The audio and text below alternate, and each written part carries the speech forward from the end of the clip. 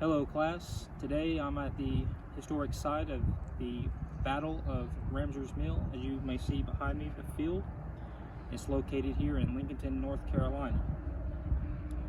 This site is not awful far from the other historic Revolutionary battle site of Kings Mountain, which was another Patriot victory. According to Daniel Barefoot, a contributor to ncpedia.org, the Battle of Ramsour's Mill took place on June 20th, 1780. A Lieutenant Colonel John Moore and Major Nicholas Welch, Loyalist officers returning home from their service in South Carolina, were not done fighting, as they set out to recruit Loyalist sympathizers for British General Charles Cornwallis and his conquest of North Carolina. And they were rather quite successful, as they were able to recruit about 1,300 men for the Loyalist band they put together. And they settled their Tory militia about 300 yards from Ramsour's Mill.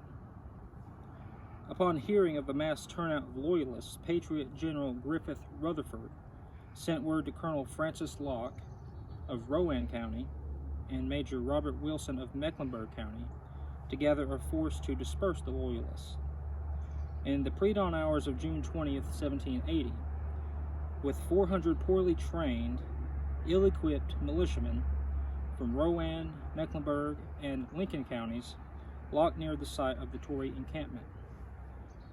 With fog limiting the Patriots' sight to only 50 feet in front of them, they pushed up the east side of the Tories' hill encampment, catching the Loyalist force off guard.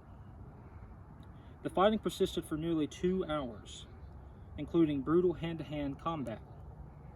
As stated in an account titled Militia's Battle at Ramsour's Mill 1780 from the North Carolina Department of Natural and Cultural Resources website, though the Loyalists outnumbered the Patriots almost 4-1, many of them, the Loyalists, ran from the field. Each side lost around 150 men, and the unclaimed dead were buried in a mass grave not far from this site. Amazingly, the much smaller Patriot force had taken the victory as they pushed the Loyalists off of their position. Had it been necessary, more Patriot militia were on their way to support their brothers in arms.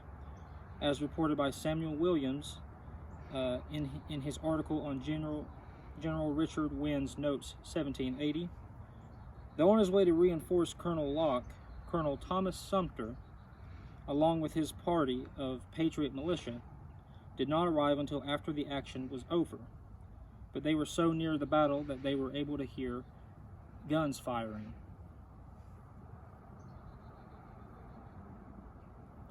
The appreciation of this revolutionary battle has been kept up with this site behind me, as being perhaps the most prominent memorial, beside those of the mass grave site and several individual graves of officers who fell in the battle.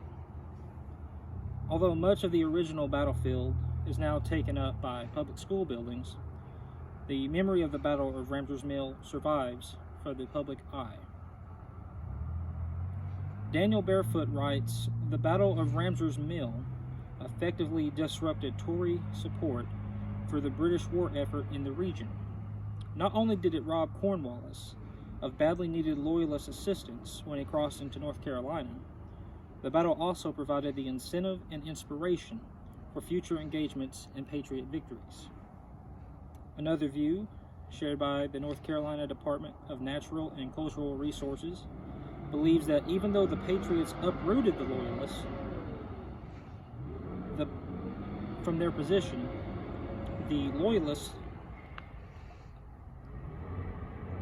the battle was indecisive at best, yet illustrative of how the Patriot militia played a significant role in the war throughout the South.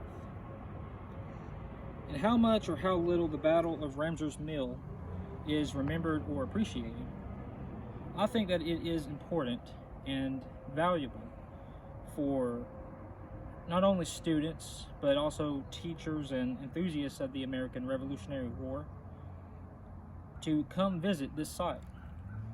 In doing so, they may well deepen their understanding of the steadfast resolve of these liberty-bound Americans, with the hope that their sacrifice, though perhaps not widely remembered, will continue to live on in the minds of generations of patriots to come. Thank you.